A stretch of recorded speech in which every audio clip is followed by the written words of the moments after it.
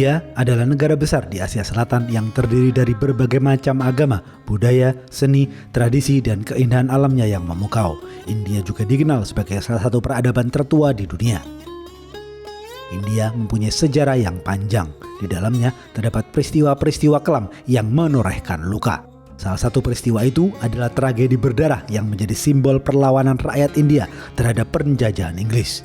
Tragedi itu adalah Jallianwala Bagh.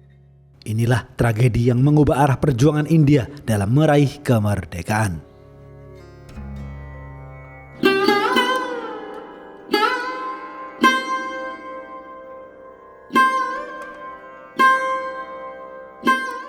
Kolonialisme Inggris di India dimulai pada tahun 1757. Kala itu, wilayah India berada di bawah kekuasaan dinasti Mughal. Perusahaan Inggris bernama British East India Company datang ke India dan berhasil mengalahkan salah satu raja dari dinasti Mughal di wilayah timur India. Pertempuran itu dinamakan Pertempuran Plassey. Pasca kemenangan Pertempuran Plassey, pemerintah Inggris menguasai sebagian wilayah timur India. Sejak itu, pemerintahan Inggris terus melakukan invasi. Hasilnya, selama 100 tahun penjajahan, pemerintah Inggris menguasai sebagian besar wilayah di India. Pada tanggal 10 Mei 1857, rakyat India yang tidak tahan berada di bawah penjajahan berusaha memberontak. Pemberontakan itu dinamakan dengan Pemberontakan Sepoy. Pemberontakan Sepoy dimulai di kota Meerut yang terletak di Provinsi Uttar Pradesh. Pemberontakan itu kemudian menyebar ke wilayah-wilayah lainnya seperti kota Agra, Delhi, Jhansi, Kanpur, dan Lucknow. Para prajurit Sepoy kemudian mengangkat kaisar dari dinasti Mughal bernama Abu Zafar Sirajuddin Muhammad sebagai pemimpin mereka. Pemerintah Inggris tentu saja tidak senang dengan pemberontakan itu. Para tentara Inggris kemudian membalas pemberontakan dengan kekuatan penuh. Tanpa belas kasih, tentara Inggris meredam pemberontakan dengan cara yang kejam. Desa-desa dibakar hingga rata dengan tanah dan ratusan orang yang dianggap sebagai pendukung pemberontakan dieksekusi di depan umum. Abu Zafar Sirajuddin Muhammad kemudian diasingkan ke Burma yang kini disebut sebagai Myanmar.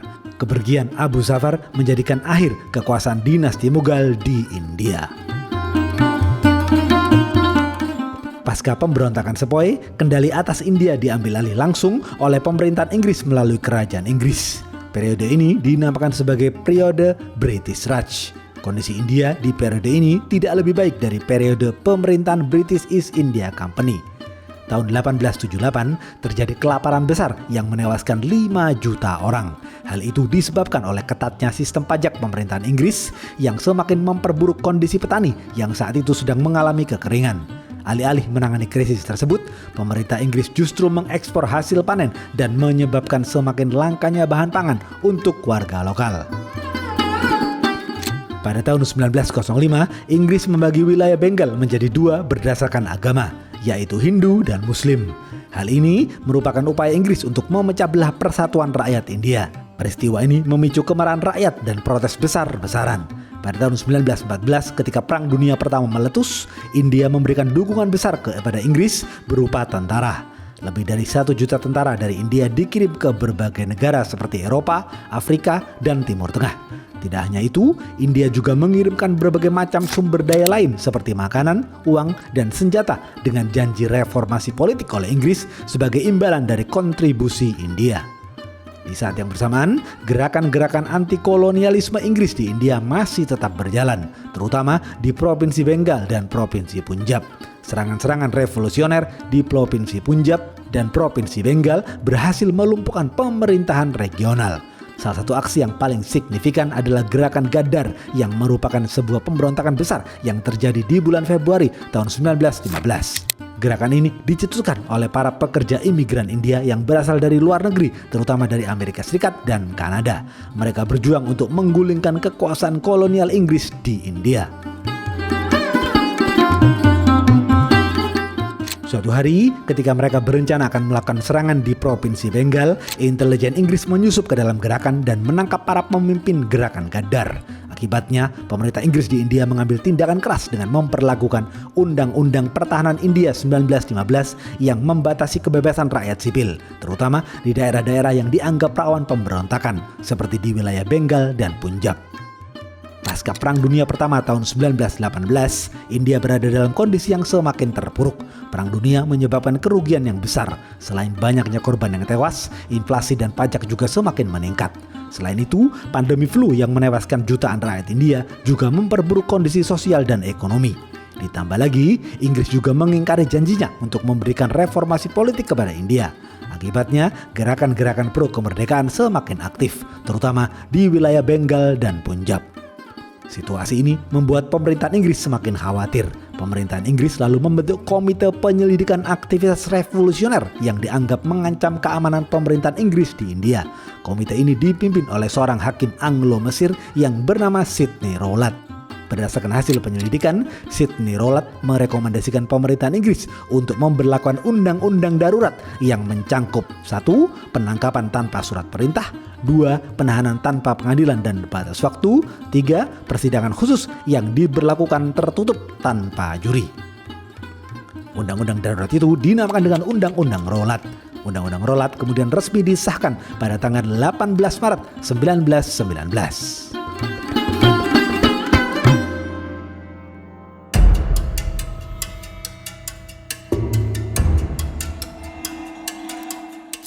Undang-Undang Rowlatt tentu memicu protes besar dari masyarakat di seluruh penjuru India.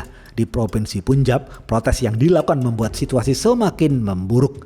Hal ini ditandai dengan meningkatnya gangguan pada perjalanan kereta dan gangguan komunikasi seperti telegraf.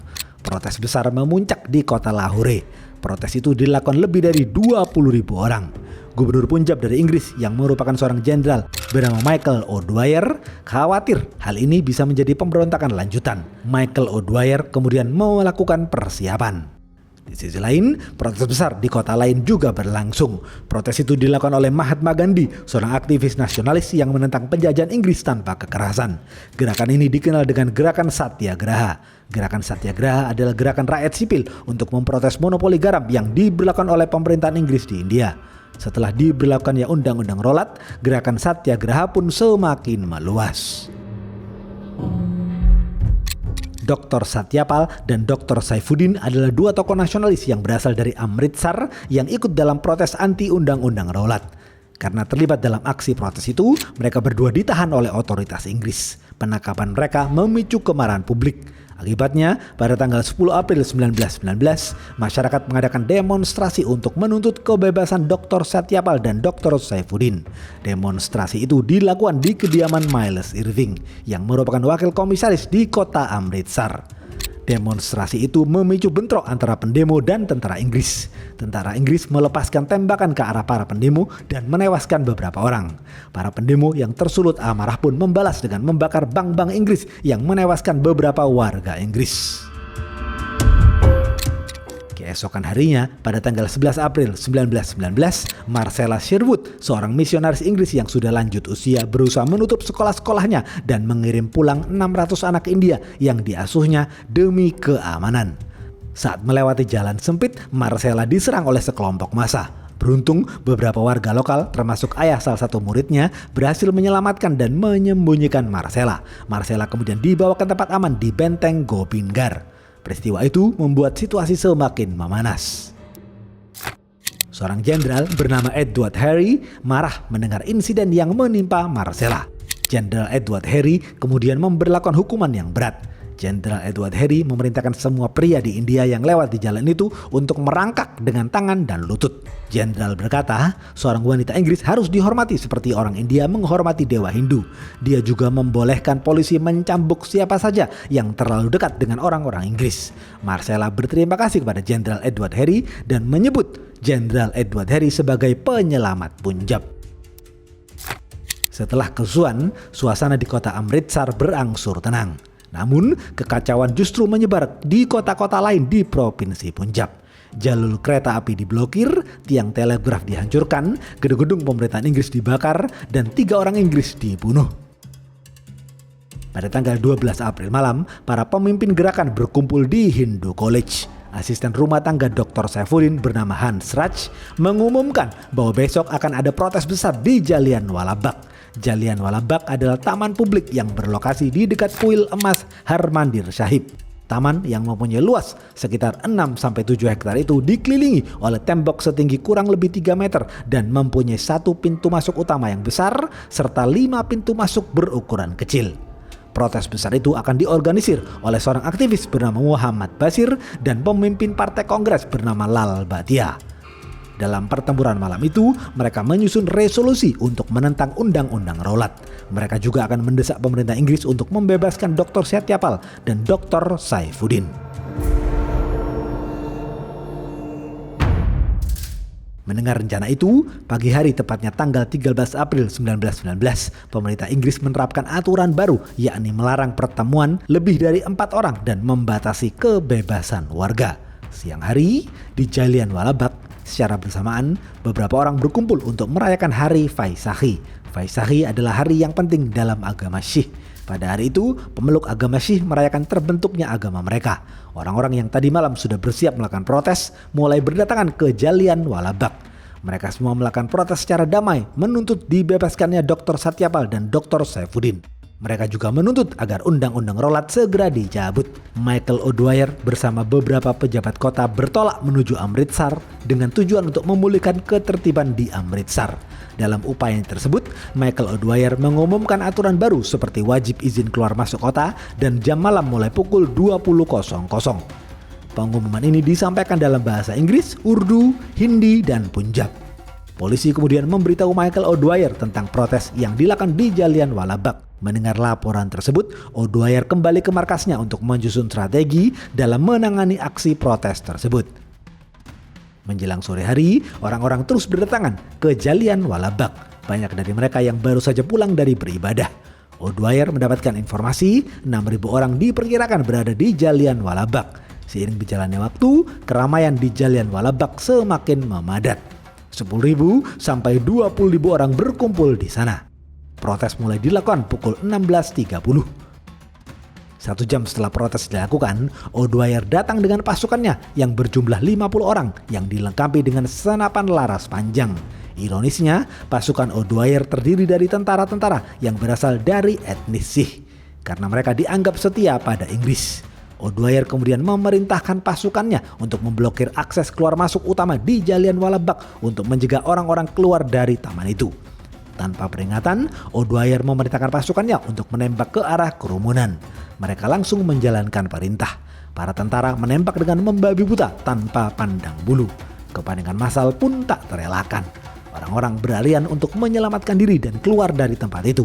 Namun, mereka tidak bisa kabur karena Jallianwala Bagh sudah dikepung oleh pasukan O'Dwyer. Penembakan itu terjadi selama sekitar 10 menit. Sebanyak 1.650 butir peluru ditembakkan dan menjadikan Jallianwala Bagh sebagai ladang pembantaian.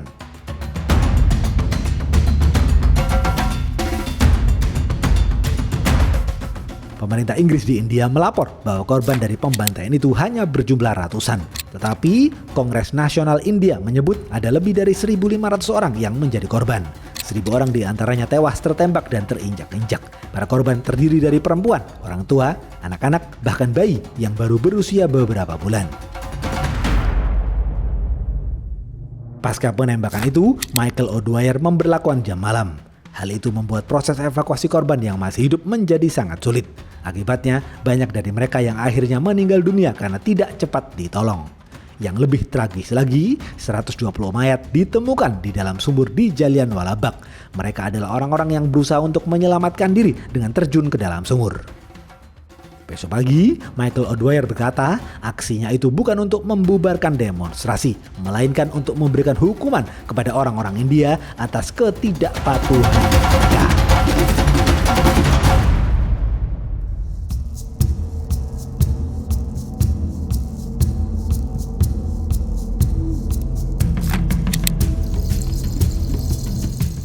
Pasca tragedi pembantaian di Jallianwala Bagh, banyak orang India yang sebelumnya setia kepada pemerintahan Inggris berubah menjadi nasionalis dan kehilangan kepercayaan kepada pemerintahan Inggris. Akibatnya, kerusuhan di kota-kota lain semakin meluas. Salah satunya di kota Gujranwala yang sekarang menjadi bagian dari negara Pakistan. Para demonstran menyampaikan amarah mereka atas pembantaian yang terjadi di Jallianwala Bagh. Dalam kerusuhan itu, puluhan orang meninggal dunia. Karena kerusuhan terus meluas, darurat militer diberlakukan di seluruh provinsi Punjab. Ribuan warga India ditangkap dan beberapa dari mereka dijatuhi hukuman kurungan penjara. Sedikitnya 115 orang dibunuh oleh pasukan keamanan. Tidak hanya di India, pembantaian Jallianwala Bagh juga mengguncang pemerintahan Inggris di Inggris. Winston Churchill yang pada saat itu menjabat sebagai Menteri Luar Negeri Inggris mengecam keras pembantaian yang dilakukan oleh O'Dwyer. Winston Churchill menyebut pembantaian itu adalah tindakan yang tidak seharusnya dilakukan. Namun, beberapa pejabat di Inggris membela O'Dwyer dengan mengatakan O'Dwyer hanya berusaha mengendalikan kerusuhan. Pada tanggal 14 Oktober 1919, pemerintah Inggris melalui Menteri Luar Negeri India bernama Edwin Montagu melakukan penyelidikan dengan membentuk Komisi Hunter. Komisi itu diketuai oleh William Hunter, seorang jaksa agung untuk Skotlandia. Tujuan dibentuknya Komisi Hunter adalah untuk menginvestigasi penyebab kerusuhan yang terjadi di Delhi, Punjab, dan khususnya tragedi pembantaian di Jallianwala Bagh. 1 bulan setelah penyelidikan, O'Dwyer dipanggil ke Inggris. Saat diinterogasi, O'Dwyer tidak menunjukkan sedikit pun rasa penyesalan atas perbuatannya itu. O'Dwyer mengatakan ia sengaja menembaki orang-orang di Jallianwala Bagh karena menganggap orang-orang India hanyalah sekumpulan pemberontak yang menghalangi kinerjanya. O'Dwyer sengaja melakukan pembantaian di Jallianwala Bagh untuk memberi contoh dan menyebarkan teror kepada orang-orang Punjab yang berusaha memberontak. O'Dwyer tidak berasa bertanggung jawab atas semua korban yang terbunuh. Pernyataan O'Dwyer ini membuatnya semakin tidak disukai dan dimusuhi oleh beberapa pejabat Inggris. Berdasarkan bukti dan pernyataan O'Dwyer, tidak bisa dibungkiri bahwa apa yang ia lakukan adalah tindakan yang kejam. Para pejabat Inggris merasa O'Dwyer pantas mendapatkan hukuman yang berat. Namun, Komisi Hunter tidak menjatuhkan hukuman pidana maupun tindakan disiplin apapun kepada O'Dwyer karena alasan politik. Tapi, pada akhirnya O'Dwyer dinyatakan bersalah. O'Dwyer kemudian diberhentikan dari jabatannya dan dilarang bekerja di India.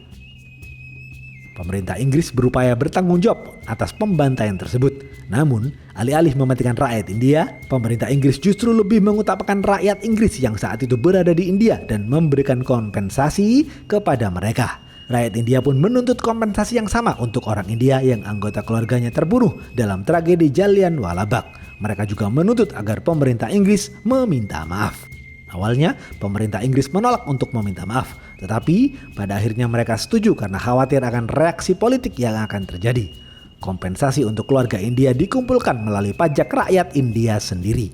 Sebagian rakyat India akhirnya berhasil mendapatkan kompensasi, tetapi total kompensasi untuk keluarga India jauh lebih kecil dibandingkan dengan yang diberikan kepada segelintir warga Inggris. Pasca tragedi itu, pemerintah Inggris mencoba meredakan ketegangan dengan memberlakukan Undang-Undang Government of India Act 1919. Undang-undang ini memberikan beberapa hak pemerintahan kepada rakyat India untuk mengatur beberapa provinsi mereka sendiri. Undang-undang ini juga memperluas partisipasi rakyat India dalam Dewan Legislatif. Pembantaian Jallianwala Bagh memicu kemarahan rakyat India di seluruh penjuru India. Kebangkitan nasionalisme semakin berkobar dalam jiwa rakyat India. 1 tahun setelah tragedi pembantaian itu, Mahatma Gandhi meluncurkan gerakan non-kooperasi sebagai bentuk protes atas kekejaman Inggris. Gerakan itu disetujui Kongres Nasional India dan mulai dilakukan pada Desember 1920. Gerakan ini menyerukan kepada rakyat India agar mereka mundur dari jabatan pemerintahan Inggris, memboikot lembaga pemerintah, barang asing, pemilu, dan menolak membayar pajak.